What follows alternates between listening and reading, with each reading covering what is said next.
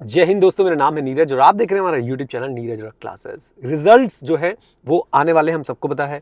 ICAI ने बोल दिया भाई 11 तारीख को जो है रंगारंग कार्यक्रम करेंगे। उड़ गए तोते मित्रांदे, और आपके तोते जो है वो अभी से उड़ रहे हैं। एंड सबसे पहली बात मैं आप लोगों से एक बात बोलना चाहता हूँ। सबसे पहली बात जो आपको ध्यान में रखनी है कि भाई ये बहुत ही नेचुरल है।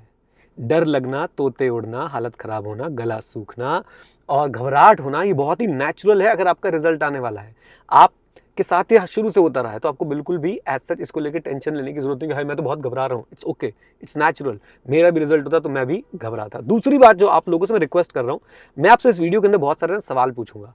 आपने सारे सवालों के जवाब कमेंट बॉक्स में देने हैं। टाइम स्टैम्प बना देना कि ये इस टाइम स्टैम्प पे जो मैंने क्वेश्चन पूछा उसका जवाब दे देना।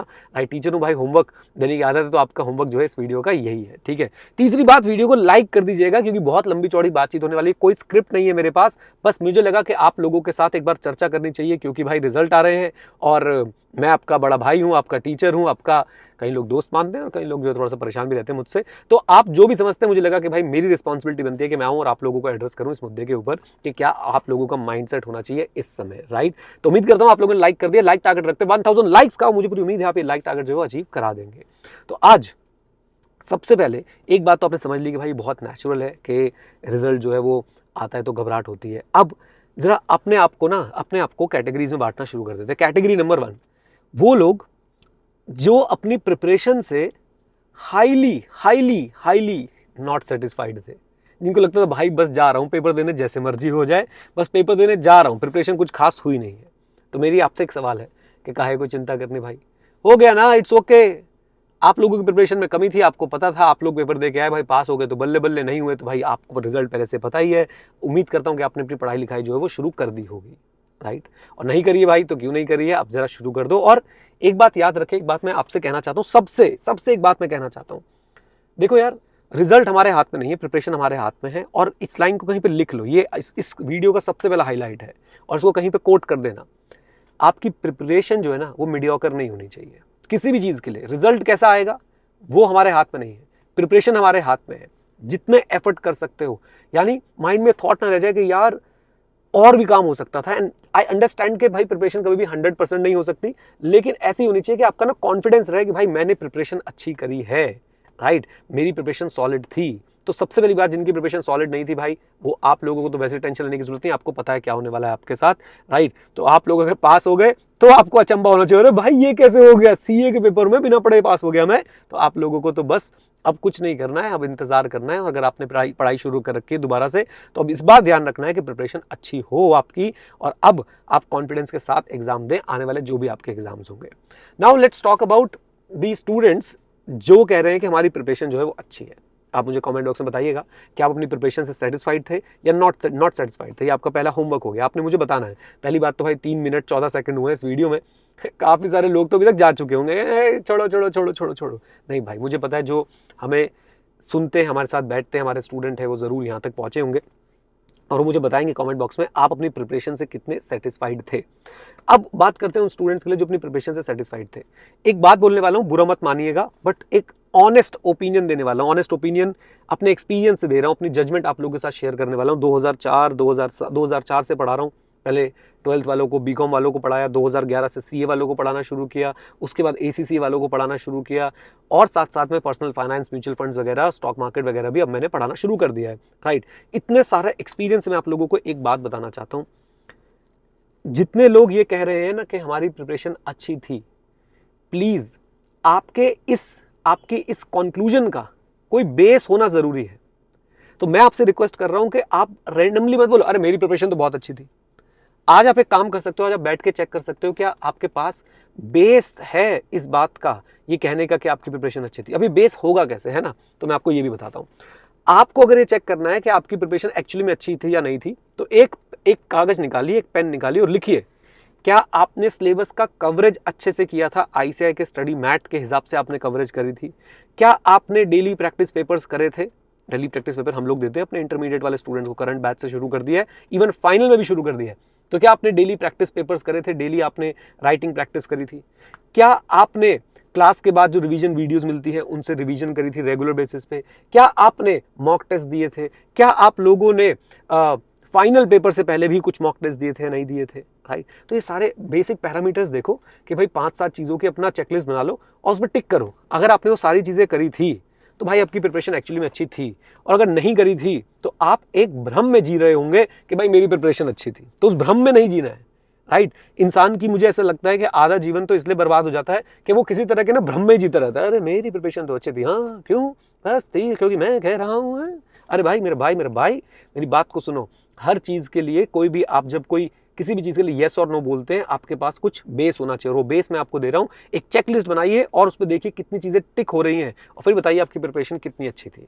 ओके, नाउ अगर आप इस भ्रम में जी रहे थे कि आपकी प्रिपरेशन अच्छी थी, तो अब वो भ्रम टूट गया।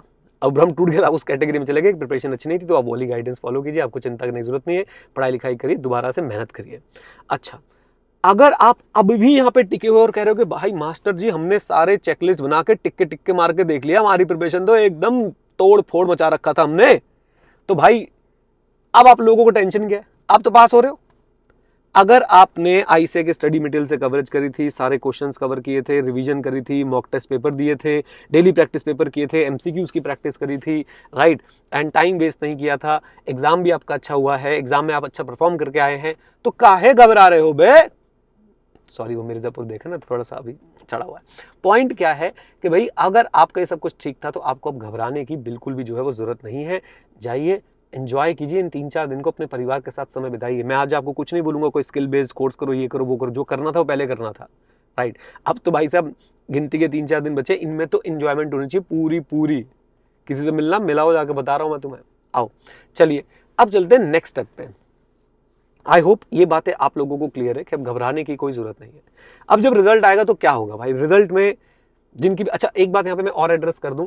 आई नो आप लोग कह रहे होंगे कि देखो सर ऐसा है, हम तो उस वाली कैटेगरी में आते हैं कि प्रिपरेशन तो रॉक सॉलिड थी, सारे हमने जो है ना टिक टिक टिक टिक लगा रखे हैं बॉक्स पे, अब आईसीआई क्या करेगा, बस इसका डर है। तो इसका डर तो भाई सबको है, आईसीआई का डर तो सबको है।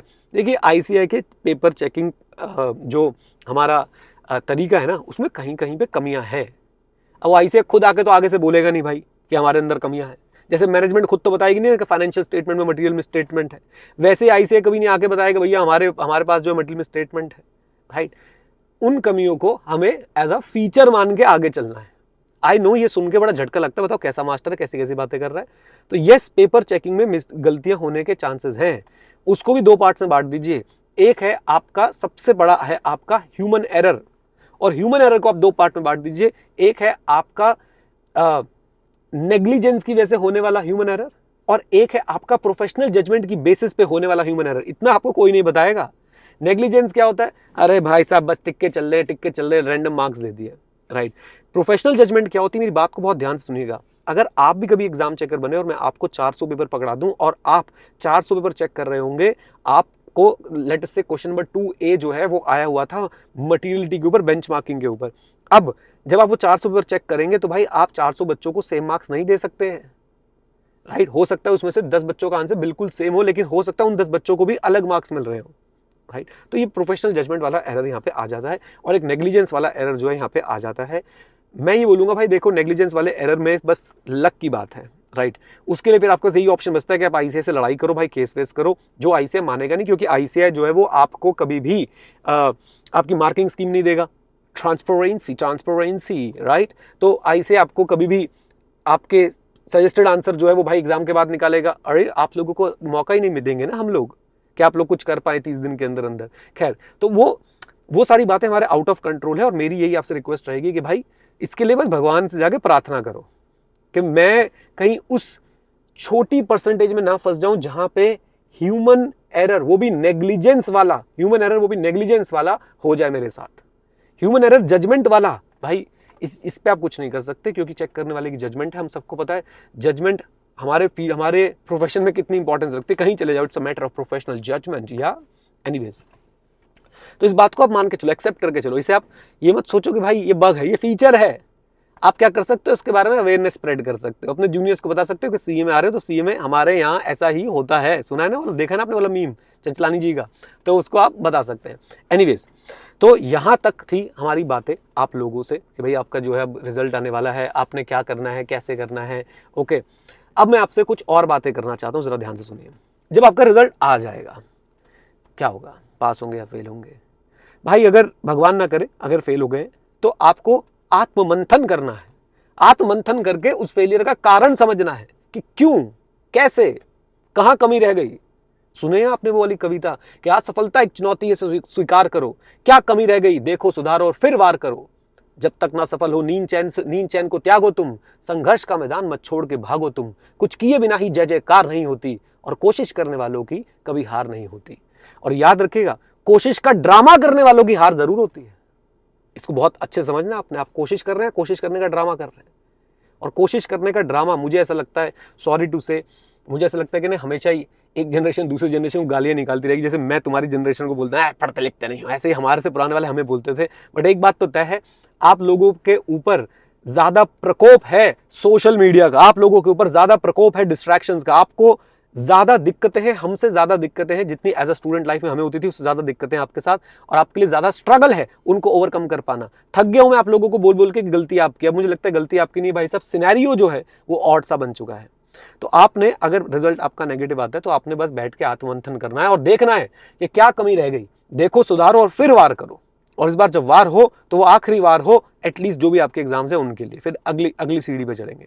राइट, अगर आपका रिजल्ट आ जाता है पास, अगर आप पास हो जाते हैं, वाह, फिर तो सुन के कितना ऐसे फील से आ जाती है। It's just like Surya Kumar Yadav ने वो कैच पकड़ ली, इट्स जस्ट लाइक भाई साहब इंडिया ने वर्ल्ड कप ट्रॉफी जो है वो उठा ली है ना। तो आप अगर अपनी ट्रॉफी उठा लेते हैं, अगर आप वो कैच पकड़ लेते हैं बाउंड्री पे और ये इंश्योर कर लेते हैं कि आप जो है वर्ल्ड कप जीत रहे हैं, तो आपका नेक्स्ट स्टेप क्या होना चाहिए? आपका नेक्स्ट स्टेप ये होना चाहिए कि एंजॉय करो भाई, एक दो दिन एकदम तोड़ फोड़ एंजॉयमेंट करो। घर वालों को पहले गले लगाओ, मम्मी पापा के पैर छुओ, अपने दोस्तों को थैंक यू बोलो, अपने टीचर्स को थैंक यू बोलो, full on party mode on कर लो 2-3 दिन के लिए सही में। और ये सारे मूवमेंट को रिकॉर्ड कर लेना कि क्या हुआ है तुम्हारे साथ। राइट, अब मेरी बात को सुनो। उसके बाद, अब पार्टी मोड हो गया, उसके बाद विजुलाइज करते रहो ना। अच्छी बात है ना भाई, आजकल बहुत चल रहा है विजुलाइज करें कि आप पास हो गए हैं, तो विजुलाइज करो ना तुम पास हो गए हो। उसके बाद आपने 2-3 दिन की भाई फुल ऑन पार्टी वार्टी कर ली है। अब फुल ऑन पार्टी वार्टी करने के बाद आपने नेक्स्ट क्या करना है? उसके बाद आपने अपने करियर के बारे में बैठ के फिर से पेन और पेपर लेके सोचना है और लिखना है। ये जो तुम बिना पेन और पेपर के सोचते हो ना, ये भाई ये खराब है। बिना पेन और पेपर के लेट के सोच रहे हैं, हाँ, ज्यादा दूर मत जाओ, वापस आओ, मुझे पता तुम कहां जा रहे थे। मेरी बात ये है कि भाई आप लोगों ने पेन और पेपर लेके लिखना है अपने करियर के बारे में। 2024 में मैं क्या कर रहा हूं, आगे मैं क्या करना चाहता हूं, क्या सिर्फ सीए ही मेरी अल्टीमेट डेस्टिनेशन है या मैं कुछ और कोर्सेज भी परस्यू करना चाहता हूं, वो मैं कब करने वाला हूं। एक रफ टाइमलाइन बना लो अपने जीवन की।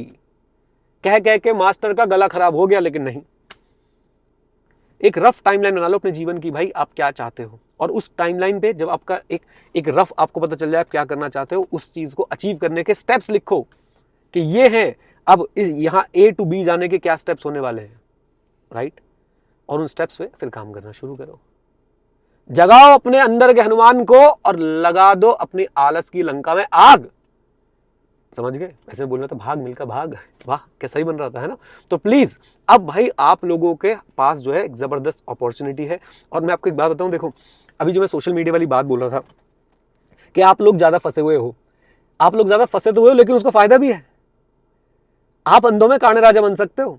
सोशल मीडिया का प्रकोप हर किसी पे बराबर है। तुम थोड़ा सा कम कर लोगे अपने ऊपर, थोड़ा सा अपने आप को कट कर लोगे, थोड़ा सा अपने आप को इन डिस्ट्रैक्शन से बचा लोगे, गुरु बन जाएगी बात, है ना। तो बस भाई यही करना है अपने जीवन में। स्ट्रेस लेके कुछ होगा नहीं।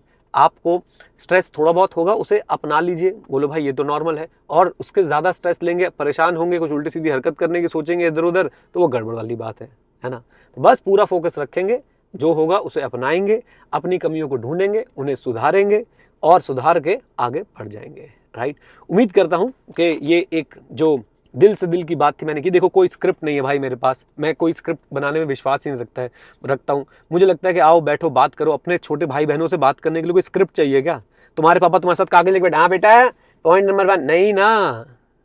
और ना ही कोई बनावटी बात है भाई।